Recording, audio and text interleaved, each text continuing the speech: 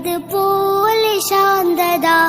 പൂവേ അവിടെ നിന്നു പോരുന്നതെങ്ങിനാ? ഭൂവിൽ എവിടെയുണ്ട് അതുപോലെ ശാന്തത. പൂവേ അവിടെ നിന്നു പോരുന്നതെങ്ങിനാ? ജന്നത്തുൽ ബഖീനടിയിൽ സുവർഗമാ. ജന്നത്തി സലാം പറഞ്ഞാൽ സുഗന്ധമാ. മൂത്തിനല്ലയെങ്കിൽ ഞാൻ മദീനയിലില്ല. മുത്തിനോട് യാത്ര ചൊല്ലി പോരുകയിൽ